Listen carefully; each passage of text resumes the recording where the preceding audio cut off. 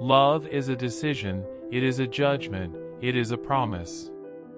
If love were only a feeling, there would be no basis for the promise to love each other forever. A feeling comes and it may go. How can I judge that it will stay forever, when my act does not involve judgment and decision? Love isn't something natural. Rather, it requires discipline, concentration, patience, faith, and the overcoming of narcissism. It isn't a feeling, it is a practice. Paradoxically, the ability to be alone is the condition for the ability to love. The main condition for the achievement of love is the overcoming of one's narcissism. The narcissistic orientation is one in which one experiences as real only that which exists within oneself, while the phenomena in the outside world have no reality in themselves, but are experienced only from the viewpoint of their being useful or dangerous to one. The opposite pole to narcissism is objectivity. It is the faculty to see other people and things as they are, objectively, and to be able to separate this objective picture from a picture which is formed by one's desires and fears. Love is not primarily a relationship to a specific person, it is an attitude, an orientation of character which determines the relatedness of a person to the world as a whole, not toward one object of love.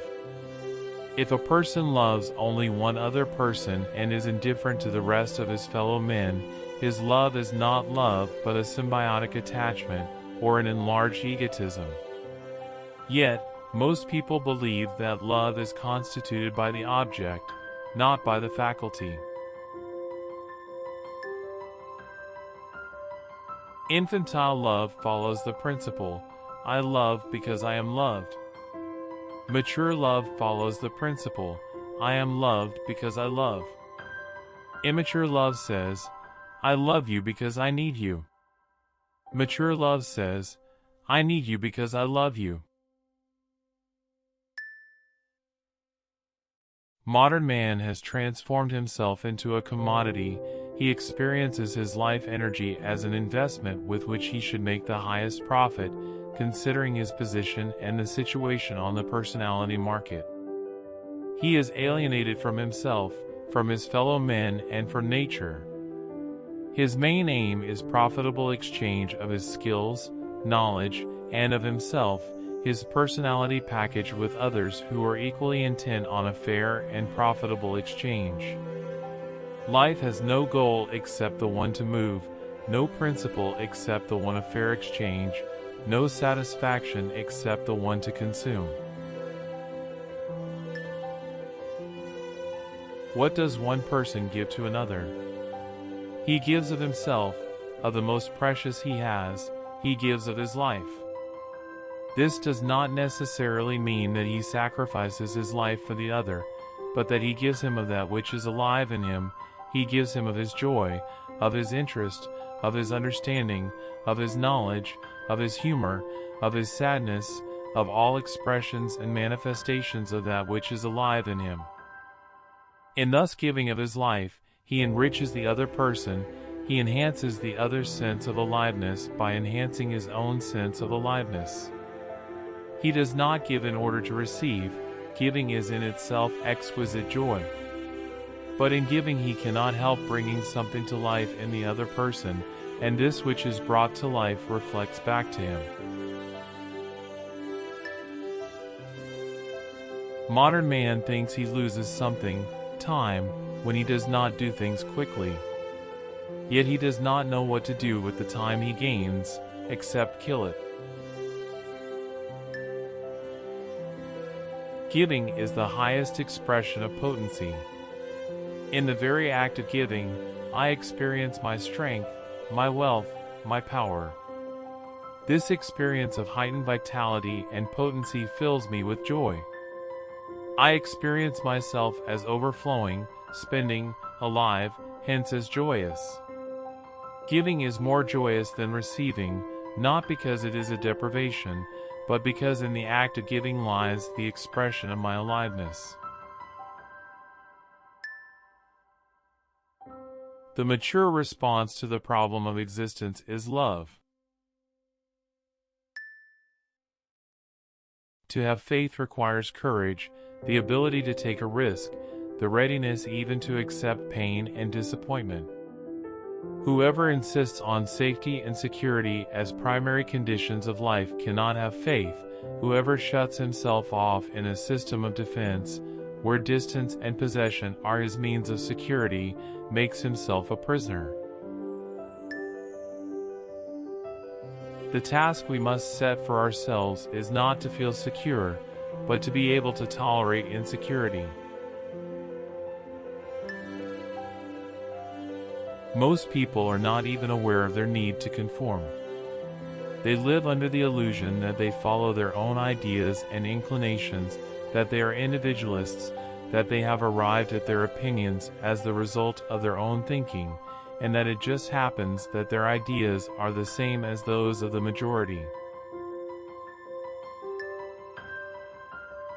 Modern capitalism needs men who cooperate smoothly and in large numbers, who want to consume more and more, and whose tastes are standardized and can be easily influenced and anticipated.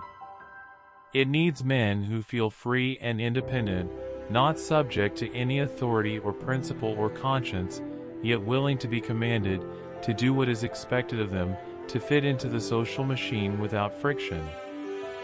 Who can be guided without force, led without leaders, prompted without aim, except the one to make good, to be on the move, to function, to go ahead? What is the outcome? Modern man is alienated from himself, from his fellow men, and from nature. Man's happiness today consists in having fun. Having fun lies in the satisfaction of consuming and taking in commodities, sights, food, drinks, cigarettes, people, lectures, books, movies, all are consumed, swallowed. The world is one great object for our appetite, a big apple, a big bottle, a big breast. We are the sucklers, the eternally expectant ones, the hopeful ones, and the eternally disappointed ones. Education is identical with helping the child realize his potentialities. The opposite of education is manipulation, which is based on the absence of faith in the growth of potentialities and the connection that a child will be right only if the adults put into him what is desirable and suppress what seems to be undesirable. Love is an activity, not a passive effect. It is a standing in, not a falling for. In the most general way, the active character of love can be described by stating that love is primarily giving, not receiving. Mature love is union under the condition of preserving one's integrity, one's individuality.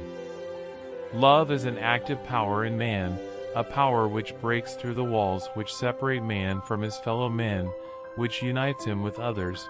Love makes him overcome the sense of isolation and separateness, yet it permits him to be himself, to retain his integrity. In love, the paradox occurs that two beings become one and yet remain two. We may know ourselves, and yet even with all the efforts we make, we do not know ourselves. We know our fellow man, and yet we do not know him, because we are not a thing, and our fellow man is not a thing. The further we reach into the depths of our being, on someone else's being, the more the goal of knowledge eludes us. Love, experienced thus, is a constant challenge. It is not a resting place, but moving, growing, working together, even when there is harmony or conflict, joy or sadness, is secondary to the fundamental fact that two people experience themselves, rather than by fleeing from themselves. There is only one proof for the presence of love, the depth of the relationship, and the aliveness and strength in each person concerned. This is the fruit by which love is recognized. To be loved because of one's merit, because one deserves it, always leaves doubt. Maybe I did not please the person whom I want to love me, maybe this, or that. There is always a fear that love could disappear.